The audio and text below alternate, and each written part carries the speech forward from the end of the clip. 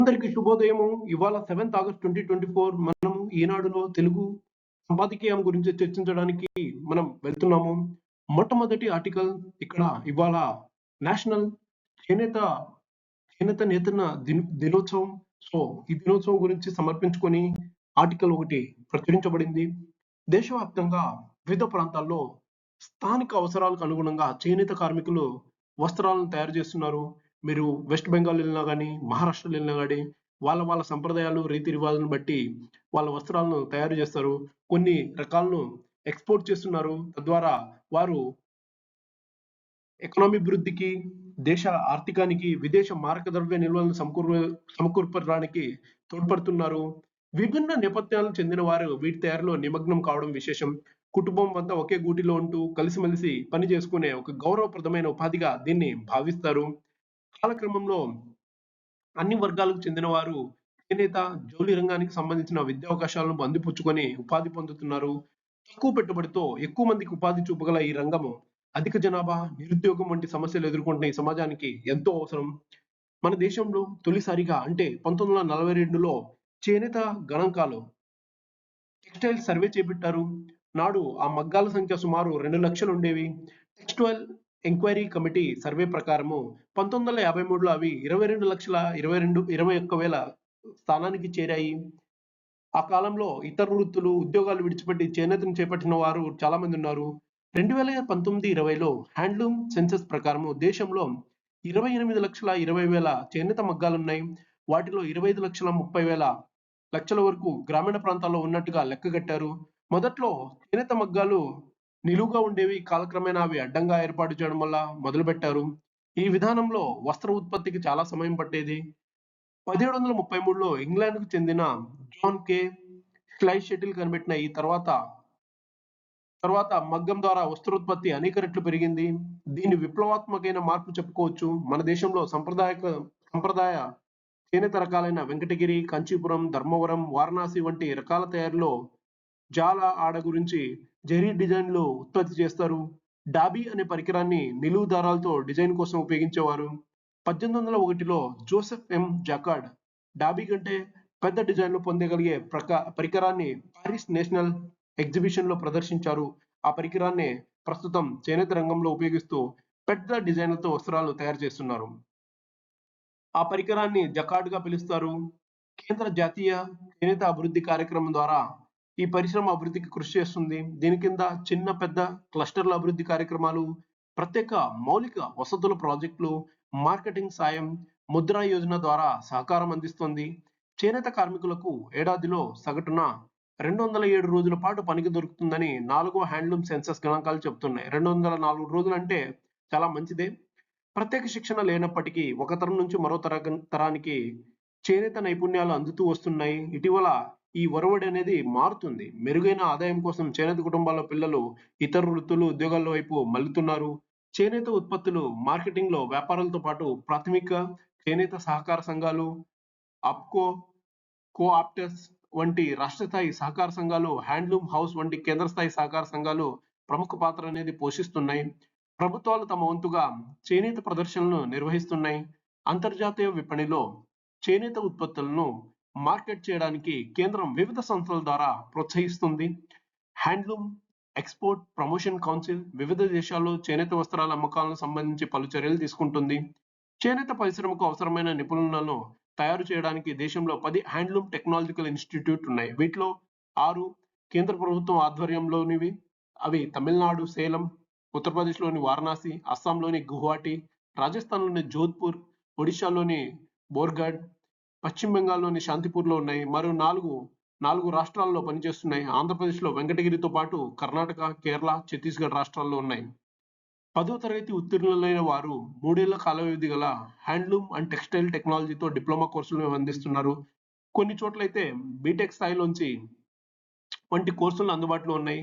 ఈ కోర్సులు పూర్తి చేసిన వారు కేంద్ర ప్రభుత్వ సంస్థలైన weavers service centers, national handloom development corporation, national textile corporation లో ఉద్యోగులుగా చేరవచ్చు. Textile committee, national institute of fashion technology, all India handloom fabrics, market cooperative society వంటి సంస్థల్లో కొలువులు లభిస్తున్నాయి. ఆప్కో, కో ఆప్టెస్ చేనేత కేంద్రాల్లో పాటు క్రాఫ్ట్ టీచర్ వంటి ఉద్యోగాల్లో కూడా చేరడానికి ఈ చేనేత రంగం అనేది కృషి చేస్తది. ఆధునిక కాలంలో అనేక ఆటుపోట్లు గురవుతున్న ఈ చేనేత పరిశ్రమ మనుగడకు కేంద్రం, రాష్ట్రాలు పలు చర్యలు చేపట్టాల్సిన అవసరం ఎంతో ఉంది. పేక నూలుతో కండెలు చుట్టడానికి అవసరమైన రత్నాల స్థానంలో మోటరైజ్ రత్నాలు విరివిగా అందుబాటులో తీసుకురావాలి. తద్వారా నేత కార్మికులకు పని సులభమవుతుంది. కాటన్, సిల్క్, ఊలు, దారాలతో పెద్ద ఎత్తున చేనేత పరిశ్రమకు అందేలా ఏర్పాట్లు చేయడం ఎంతో ముఖ్యం. నేతన్నలకు శ్రమ విలువను హేతుబద్ధంగా మదింపు చేయాలి. వారి శ్రమకు తగిన ప్రతిఫలం దక్కేలా చర్యలు తీసుకోవాలి. ఇటువంటి చర్యతో భారతీయ చేనేత రంగం పూర్తిగా అంగరంగ వైభవంగా వెలుగుతుందని ఆర్థర్ చెప్తున్నారు. ఇవాళ జాతీయ చేనేత దినోత్సవం. దీని సందర్భంగా మంచి ఆర్టికల్ ప్రచురించారు. సో చేనేత వర్గానికి చాలా చేయాలి. మన రాష్ట్రంలో చూసుకుంటే వెంకటగిరి, తాడిపత్రి, తర్వాత ధర్మవరం, శ్రీకాళహస్తి ఇవన్నీ మంచి మంచి లొకేషన్‌లో అక్కడ మంచి చీరలు ఆహ్, తయారు చేయబడతాయి. సో వీటినన్నింటిని ప్రోత్సహించాలి. గత ప్రభుత్వం ఏం చేయలేదు. ఈ ప్రభుత్వమైనా పట్టించుకుంటే బావుంటది. మన రీసెంట్‌గా ఈయన వియత్నాం ప్రధాని మన దేశ యాత్రకు వచ్చారు. 3 రోజుల పాటు యాత్రలో ఉన్నారు. సో ఆ సమయంలో అనేక అంశాల గురించి చర్చించారు. వియత్నాం అనేది చైనా నుంచి అనేక రకమైన థ్రెట్స్‌ని ఎదుర్కొంటుంది. వియత్నాం భూభాగంలో చైనా చొరబడి అక్కడ అంతర్జాతీయ జలాలను ఆక్రమించేస్తుంది. సో వీటినన్నింటి గురించి చాలా చర్చ చేశారు ఈ ఆర్టికల్‌లో. మొట్టమొదటిగా ఏంటంటే వియత్నాం ప్రధానమంత్రి పామ్ మిన్ చెన్ జూలై 30 నుంచి ఆగస్టు 1 తేదీ దాకా 3 రోజుల పాటు భారత్‌లో పర్యటించారు. ఆ పర్యటన 2 దేశాల రాజకీయ, వాణిజ్య రంగాల్లో అంటే వాణిజ్యం, రాజకీయాల్లో విశేష ప్రాధాన్యం సంతరించుకుంది. భారత్‌లో ఎన్నికల ఘట్టం ముగిసి నరేంద్ర మోదీ గారు మూడోసారి ప్రధాని పదవి చేపట్టిన సమయంలో వియత్నాంలోనూ కీలక మార్పులు చోటు చేసుకుంటున్నాయి. వియత్నాం కమ్యూనిస్ట్ పార్టీ ప్రధాన కార్యదర్శి ఎన్ గుయెక్ పుట్రింగ్ కన్నుమూయడంతో దేశ అధ్యక్షుడు టోలూమ్ ఆ పదవిని చేపట్టారు. ఈ నేపథ్యంలో వియత్నాం ప్రధాని చీన్‌ను ఆహ్వానించడం ద్వారా ఈ దేశంలో సంబంధాలు ప్రాధాన్యం ఇస్తున్నట్లు భారత్ చాటుకుంది. ఈ ఆహ్వానాన్ని మన్నించి చిన్ పలువురి మంత్రులు, ఉన్నతాధికారులతో భారత పర్యటనకు వచ్చారు. ఇక్కడి వ్యాపార పారిశ్రామికవేత్తలతో చర్చలు జరిపారు. వేగంగా పారిశ్రామిక వృద్ధి చెందుతున్న వియత్నాం పాశ్చాత్య దేశాల నుంచే కాకుండా చైనా నుంచి కూడా పెట్టుబడులను ఆకర్షిస్తుంది. చైనాలో వేతనాలు పెరుగుతున్నందున అక్కడ పారిశ్రామిక వృద్ధి సాధించడం ఖరీదైన వ్యవహారంగా మారుతుంది. కోవిడ్ వల్ల సప్లై చైన్ కుదేలవడంతో చైనా వస్తువులపై అతిగా ఆధారపడడం నష్టదాయకమని ప్రపంచ దేశాలకు తెలిసొచ్చింది. దాంతో అవి పెట్టుబడులు అక్కడి నుంచి భారత్‌కు, వియత్నాంలకు తరలిస్తున్నాయి. చైనా కూడా వియత్నాంలో పరిశ్రమలు స్థాపించి ఉత్పత్తి సాగిస్తుంది. ఈ వాతావరణాన్ని భారత్, వియత్నాంలను తన వ్యాపార అభివృద్ధికి అనువుగా మలుచుకుంటున్నాయి. సరైన విధానాన్ని అవలంబిస్తూ అన్ని పక్షాలతో ఆర్థిక సహకారాన్ని కొనసాగిస్తున్నాయి. ఈ నేపథ్యంలో 2016 సెప్టెంబర్‌లో కుదుర్చుకున్న సమగ్ర వ్యూహ భాగస్వామ్యాన్ని కాంప్రహెన్సివ్ ట్రేడ్ పార్ట్నర్‌షిప్ మరింత పటిష్టం చేసుకోవాలని 2 దేశాలు ఆశిస్తున్నాయి. ఇరు దేశాల మధ్య వాణిజ్య పరిణామం 2023 నాటికి $1,500 కోట్ల పెరిగినా దీన్ని మరెన్నో రెట్లు పెంచుకునే అవకాశం ఉంది. ఎందుకంటే అది ఏడాది వియత్నాం చైనాతో $17,120 కోట్ల, అమెరికాతో $12,500 కోట్ల మేర వాణిజ్యం జరిపింది. అందుకే భారత్, వియత్నాంలు తమ వ్యాపారానికి సుంకాల రూపంలో ఇతరత్రా ఎదురవుతున్న అడ్డంకులను తొలగించుకొని ఉభయతర ప్రగతిని సాధించాలని తీర్మానించాయి. వియత్నాం ప్రధాని పామ్ మాన్ చిన్ తాజా పర్యటనలో 2 దేశాలు వ్యూహపరమైన సంబంధాల పటిష్ట కార్యాచరణ ప్రణాళికను చేపట్టాయి. 2030 నాటికి రక్షణ భాగంలో భాగస్వామ్యం బలోపేతం చేయడానికి రెండు నిర్ణయించుకున్నాయి. అన్ని దేశాలు ఇండో పసిఫిక్ జలాల్లో అంతర్జాతీయ ఒప్పందాలు, నిబంధనలకు అనుగుణంగా నడుచుకోవాలని పిలుపునిచ్చాయి. దక్షిణ చైనా మహాసముద్రం తనదేనంటున్న బీజింగ్ వైఖరిని సహించబోమని సంకేతాలిచ్చాయి. భారతదేశం అనుసరిస్తున్న తూర్పు వైపు కార్యాచరణ విధానంలో ఇండో పసిఫిక్ వ్యూహంలో వియత్నాం ముఖ్యమైన భాగస్వామి. 2047 కల్లా వికసిత్ భారత్‌ను సాకారం చేయాలనేది తన విధానం కాగా, వియత్నాం కూడా శీఘ్ర అభివృద్ధికి విజన్ 2047 చేపట్టిందని మోదీ గుర్తు చేశారు. దీని పట్ల పలు రంగాల్లో 2 దేశాలు చేయి కలిపి ముందుకెళ్లడానికి మార్గం సుగమం అవుతుందన్నారు. రక్షణ, జాతీయ భద్రత రంగాల్లో సహకారాభివృద్ధికి పటిష్ట చర్యలు తీసుకుంటున్నామన్నారు. ఒకే దృక్పథం. భారత్ ఇటీవల కృపాక్ అనే క్షిపణి నౌకని వియత్నాంలకు కానుకగా ఇచ్చింది. వియత్నాం సాగర భద్రతకు $30 కోట్ల రుణ సదుపాయం అందించాలని నిర్ణయించింది. వియత్నాం ప్రధాని తాజా పర్యటనలో రెండు దేశాలు వ్యవసాయం, పర్యాటకం, రేడియో, టీవీ వంటి రంగాల్లో సహకారానికి 9 ఒప్పందాలు చేకూర్చుకున్నారు. ఫైబర్, ఐటీ భద్రత, ఆపదల్లో ఉన్న వారిని కాపాడుకోవడం, జలాంతర్గమనలు వినియోగించడం, సైనిక వైద్యం వంటి రంగాల్లో సహకరించుకోనున్నాయి. వియత్నాంలో టెలికమ్యూనికేషన్స్ విశ్వవిద్యాలయంలో భారత్ ఇప్పటికే సైన్య సాఫ్ట్వేర్ పార్కుని అక్కడ నిర్మించింది. అక్కడ వియత్నాం రక్షణ దళాలకు ఐటీలో, విదేశీ భాషల్లో శిక్షణ అందిస్తున్నారు. 2020లో ప్రకటించిన భారత్ వియత్నాం సంయుక్త దార్శనిక పత్రం రెండు దేశాల మధ్య సంబంధాలను పెంపొందించుకుంటూ ఉమ్మడి ఆర్థిక అభ్యున్నతికి, ప్రపంచ శాంతికి కలిసికట్టుగా పనిచేయాలని, కృషి చేయాలని తీర్మానించింది. యుక్రెయిన్, రష్యా, హమాస్, ఇజ్రాయెల్ ఈ రెండు రాష్ట్రాల దృక్పథం సంక్షోభాలకి ఈ రెండు రాష్ట్రాల దృక్పథం అయితే ఒకటే. సమస్యలను శాంతియుతంగా పరిష్కరించుకోవాలన్నదే రెండింటి ఉద్దేశం. మరోపక్క యుద్ధ వాతావరణంలోనూ తమ ప్రయోజనాలు దెబ్బతినకుండా జాగ్రత్త పడుతూ అనేక రంగాల్లో పరస్పర సహకారాన్ని పెంచుకుంటున్నాయి. ఇది మంచి ఆర్టికల్. వియత్నాం అనేది ఇండియాకి పార్ట్నర్ అవుతుంది. సో పార్ట్నర్షిప్ అనేది ఇంటర్నేషనల్ రిలేషన్స్ లో చాలా ఇంపార్టెంట్. నెక్స్ట్ కూరగాయల సప్లై చైన్ మార్కెట్ గురించి. కూరగాయల సప్లై చైన్ మార్కెట్ లో ఏ విధమైన ఆఖరిని అవలంబించాలి, ఏ విధంగా చేయాలనేది ఆర్టికల్ చాలా గొప్పగా రాశారు. ఈ ఆర్టికల్ ఏంటంటే, ఒక రైతు ఉన్నారు. రైతు ఒక 10 ఎకరాల్లో కూరగాయలు పండిస్తారు. 10 ఎకరాల్లో కూరగాయలు పండించిన తర్వాత అవి వర్షం వస్తాయో రావో తెలియదు. మాన్సూన్ మీద డిపెండ్ అయి ఉండవచ్చు. అప్పుడు పంట ఎండిపోవడానికి సాధ్యం ఉంటది. రైతు చాలా అప్పు చేయాలి, డెట్ చేయాలి. ఆ డెట్ బర్డెన్ అనేది చాలా ఎక్కువ ఉంటది రైతు మీద. తర్వాత వాటర్ అవైలబిలిటీ చూడాలి. తర్వాత కాస్ట్ ఆఫ్ సీడ్స్ అనేది, ఎరువులు అనేది చూడాలి. తర్వాత దానికి తోడు 24/7 పంటను కాపాడుకుంటూ ఉండాలి. ఇవన్నీ చేసిన తర్వాత రైతుకి ఏమొస్తుంది? పంట చేతికి వస్తుంది. పంట చేతికి వచ్చిన తర్వాత రైతు తీసుకెళ్లి మార్కెట్లో అమ్మాలి. మార్కెట్లో అమ్మిన తర్వాత డబ్బులు వస్తాయి. మార్కెట్లో వెళ్ళగానే మనకు ఏపీఎంసీస్ అంటారు, అగ్రికల్చరల్ ప్రాసెసింగ్ మండీ కమిటీస్ కానీ వీళ్ళు ఉంటారు. ఈ రైతు ఇక్కడ తీసుకెళ్లి వీటిని సులువుగా అమ్మొచ్చు. కానీ మధ్యలో మిడిల్ మ్యాన్ ఉంటారు. వీళ్ళు ఏం చేస్తారు? ఈ రైతు నుంచి పంట కొని వీళ్ళు మార్కెట్లో ఎక్కువ ప్రైస్ అమ్ముతారు. ఈ ఎక్కువ ప్రైస్ అమ్మడం వల్ల మిడిల్ మ్యాన్ అనేది చాలా ఉపయోగం పడుతుంది.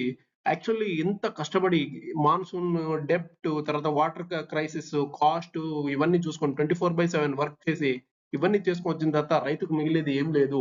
చివరికి రైతు ఈ అప్పులు తీర్చుకోలేక ఆత్మహత్య చేసుకోవాల్సిన పరిస్థితి ఏర్పడుతుంది. సో ఇవన్నీ తీర్చడానికి ఏం చేయాలంటే ఆథర్ ఏం చెప్తాడంటే, మనం క్లస్టర్స్ అనేది ఏర్పాటు చేయాలి. ఇప్పుడు ఇది చూసుకోండి. ఇప్పుడు ఇక్కడ ఈ మిడిల్ మ్యాన్ అనేది చెప్పాను. పంట చేతికి వచ్చిన తర్వాత మార్కెట్కి వెళ్తుంది. మార్కెట్ల మధ్యలో మనం ఏం చేయాలంటే క్లస్టర్స్ అనేది ఏర్పాటు చేయాలి. సపోజ్ క్లస్టర్ అంటే ఏంటి? ఇప్పుడు టమాటా ఉంది. టమోటా పండించాడు రైతు.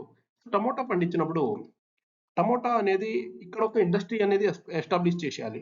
టమోటా అనేది చట్నీ చేయడము, లేకపోతే టమోటా సాస్ చేయడము అట్లాంటివి సంబోధించాలి. లేకపోతే ఈ టమోటా సాస్ అనేది కేఎఫ్సి అనేది ఉంటాయి ఇప్పుడు. తర్వాత మెక్డొనాల్డ్ అన్నీ ఉంటాయి. వీటికి అనేది సప్లై చేయడం మొదలెట్టాలి. ఈ సప్లై చైన్ నెట్వర్క్ అనేది ఎస్టాబ్లిష్ చేయాలి. గవర్నమెంట్ చాలా కష్టపడాలి దీనికి, సప్లై చైన్ నెట్వర్క్ ఎస్టాబ్లిష్ చేయడానికి. సరఫరా గొలుసు అంటారు దీన్ని. సప్లై చైన్ నెట్వర్క్ అంటే ఏం లేదు. ఈ గూడ్స్ అనేది నిరంతరాయంగా సప్లై చేస్తూ ఉంటది. ఇక్కడ మిడిల్ మ్యాన్ ఎవరు ఉండరు. ఈ కేఎఫ్సీలు కానీ వీళ్ళు కానీ మెక్డొనాల్డ్ కానీ ఇవి ఇంటర్నేషనల్ ఫార్మ్స్. వీళ్ళు డైరెక్ట్ కొంటారు రైతు అకౌంట్ లో డబ్బులు వేసేస్తారు. వీళ్ళు అలా కాదు, వీళ్ళు తక్కువ ప్రైస్ అలా ఏం చేయరు. వీళ్ళు మంచి ప్రైస్ తో కొంటారు. తర్వాత రైతుకు మంచి గిట్టుబాటు ఉంటది. తర్వాత రైతు కూడా చాలా జాగ్రత్త పండిస్తాడు. ఎందుకంటే వీళ్ళు చాలా క్వాలిటీ మీద ఫోకస్ చేస్తారు. క్వాలిటీ అనేది చాలా ఇంపార్టెంట్. ఇప్పుడు ఒకరు హోటల్లో వెళ్ళి 1000 రూపాయలు ఖర్చు పెట్టి తింటున్నారంటే క్వాలిటీ మీద చాలా ఫోకస్ చేస్తారు. సో రైతుకు కూడా ఒక రకంగా ఆదాయం అనేది ఉంటది. తర్వాత ఇలా చేయడం వల్ల ఏమవుతుందంటే రైతు ఎక్కువ పండించడం వల్ల ఎక్స్పోర్ట్ చేయడానికి కూడా యూస్ఫుల్ ఉంటది. ఎప్పుడైతే ఎక్స్పోర్ట్ చేస్తారో రైతుల యొక్క ఆదాయం పెరుగుద్ది. ఆదాయం పెరగడం ద్వారా దేశాభివృద్ధికి తోడ్పడతారు అనేది ఈ ఆర్టికల్. చాలా మంచి ఆర్టికల్ అండి. Next article Indian administrative service గురించి. ఇండియన్ అడ్మినిస్ట్రేటివ్ సర్వీసెస్ లో అంటే యూనియన్ పబ్లిక్ సర్వీస్ కమిషన్ ద్వారా వెళ్ళి అడ్మినిస్ట్రేటివ్ సర్వీస్ లో చాలా మంది వెళ్తున్నారు. అక్కడ వెళ్ళిన తర్వాత వాళ్ళు ఎఫిషియెంట్ గా ఉండలేరు. ఆల్మోస్ట్ ఒక 4-5 ఇయర్స్ చేస్తారు. ఆ తర్వాత నార్మల్ రూట్ లో వస్తారు. చాలా మంది కరప్షన్ ఊబిలో, తర్వాత పొలిటికల్ పార్టీ ఊబిలో చిక్కుకొని ఉంటారు. సో అటువంటి వారిని ఏం చేయాలని చెప్పేసి మొన్నగా మీరు చూశారు పూజా ఖేడ్కర్. ఈమె వచ్చేసి పర్సన్ విత్ డిజేబిలిటీ కోటాలో ఫేక్ సర్టిఫికేట్ సబ్మిట్ చేసి వచ్చింది. ఇప్పుడు రీసెంట్ గా యూపీఎస్సీ అనేది ఆమె అభ్యర్థిత్వాన్ని అంటే క్యాండిడేచర్ ని క్యాన్సిల్ చేసేసింది. ఇప్పుడు she is no longer UPSC member అని, ఈవెన్ ఆమె మీద లైఫ్ లాంగ్ బ్యాన్ వేసేసింది, ఆమె ఫ్యూచర్ లోకి రాకూడదని చెప్పేసి. ఇంకా ఇది జస్ట్ ఒక పరిణామం మాత్రమే. మీరు ఇంకా సర్వీస్ లో ఉండే వాళ్ళ గురించి, ఒక సీనియర్ ఆఫీసర్ గురించి తెలుసుకుంటే వీళ్ళు ఏం చేస్తారంటే పొలిటికల్ పార్టీస్ తో లింకప్ అయి ఉంటారు. మనము గడిచిన సంవత్సరంలో కూడా చూసాము. అనేక ఐఏఎస్ ఆఫీసర్లు ఏమైతారంటే పొలిటికల్ పార్టీస్ తో లింకప్ అయిపోయి ఆ పార్టీకి వీళ్ళు ఐఏఎస్ ఆఫీసర్లు ఎన్నికైన తర్వాత వాళ్ళ పని ఏంటంటే భారత రాజ్యాంగాన్ని పరిరక్షించడం. Indian constitution is the soul guidance to these officers. కానీ వీళ్ళు ఏం చేస్తున్నారు, అవన్నీ గాలికి వదిలేసి కరప్షన్ వాటిలో వెళ్ళుకుంటూ పొలిటికల్ పార్టీస్ కి ఊడిగం చేసుకుంటూ ఉన్నారు. ఈ ఊడిగం చేయడం వల్ల భారత రాజ్యాంగానికి వచ్చింది ఏం లేదు. తర్వాత ఈ ఉన్నతమైన సర్వీసులు అయితే ఏవైతే ఉన్నాయో, Indian administrative services, Indian police services, even Indian foreign affairs also, ఇవన్నీ తమ ఔన్నత్యాన్ని అనేది కోల్పోతాయి. సో ఐఏఎస్ ఆఫీసర్లు అనేది హానెస్టీతో ఉండాలి, ఇంటిగ్రిటీతో ఉండాలి, అండ్ ఈవెన్ ఎమోషనల్ ఇంటెలిజెన్స్ అనేది ఉండాలి. ఇవన్నీ ఐడెంటిఫై చేసి వాళ్ళు తమ తమ కర్తవ్యాన్ని నిర్వర్తించాలి అని చెప్పి ఆర్టికల్ గురించి చెప్తుంది. సో ఎన్ని చెప్పినా కూడా వీళ్ళు అలానే ఉంటారు. ఈవెన్ ఎథిక్స్ కూడా ఒక కొత్త సబ్జెక్ట్ ఉంటుంది. ఎథిక్స్ అనేది ethical values. Ethical values exam లో బాగానే రాస్తారు వీళ్ళు. ఐఏఎస్ ఆఫీసర్ ఎవరైతే అవుతారో వీళ్ళు ఎగ్జామ్ లో ఎథికల్ వాల్యూస్ అబ్బో బ్రహ్మాండంగా రాస్తారు. కానీ రియల్ లైఫ్ లో వచ్చేసరికి ఆ ఎథికల్ వాల్యూ అన్ని గాలిలో గంగలో కలిపేస్తారు. వాళ్ళ వాళ్ళ విధానాన్ని చాటి చెప్తారు. గవర్నమెంట్ అనేక రకమైన స్కీమ్ ఇంప్లిమెంట్ చేస్తుంది. వీళ్ళు ఏంటంటే పేదవారిని, ఆ స్కీమ్ అందని వారిని ఐడెంటిఫై చేసి ఆ స్కీమ్ ను చేరదీసి వాళ్ళకి బెనిఫిట్ చేయాలి. సమాజంలో ఏవైతే అసమానతలు ఉన్నాయో ఆ అసమానతలను తగ్గించాలి. తర్వాత పేదవారిని ఆ దారిద్ర దిగువన ఉన్న రేఖ వారిని పైకి తీసుకొచ్చి వారికి న్యాయం కల్పించాలి. ఇటువంటి అంశాలను అన్ని గాలికి వదిలేసి వీళ్ళు చేస్తున్న పనులు ఏంటంటే పొలిటికల్ పార్టీస్ తో లింకప్ అవడము, రాజ్యాంగాన్ని మొత్తం పక్క పడేయడము, డెమోక్రసీని మర్డర్ చేసే పనులు అయితే చాలా చేస్తున్నారు. ఇటువంటి వాటిని వదిలేయాలి. వీళ్ళకి ట్రైనింగ్ ఇస్తారు లబాసన అని చెప్పేసి. లబాసనాలో వీళ్ళకి ట్రైనింగ్ ఇచ్చినప్పుడు చాలా అద్భుతంగా నేర్పిస్తారు. మన దేశం గురించి చాలా గొప్పగా చర్చిస్తారు. దేశానికి మీరు స్టీల్ ఫ్రేమ్ లాంటి వారు అని చెప్పేసి ఈవెన్ ప్రముఖ నాయకులు కూడా అన్నారు. సో ఇటువంటి వ్యవస్థను పట్టుకొని వీళ్ళు ఇంత భ్రష్టు పట్టించడం మంచిది కాదు అని చెప్పి ఆర్టికల్లో రాయబడుతుంది. సో ఈవెన్ మనం చాలా ప్రెస్టీజియస్ చూస్తాం. ఎవరు చూసినా కూడా ఐఏఎస్, ఐపీఎస్ అనగానే ఒక మంచి ప్రెస్టీజ్ తో ఉంటది. కానీ ఇది ఏం అవుతుందంటే సిస్టమ్ లో వాళ్ళు ఇంప్రూవ్ అయిపోతున్నారు. సిస్టమ్ ని ప్రక్షాళన చేయాలి అనే మార్పులు కూడా చాలా వస్తున్నాయి. చూద్దాం ఫ్యూచర్ లో ఏమవుతుందో. సో ఇవాళకి ఇంతే అండి. Thank you very much for the discussion.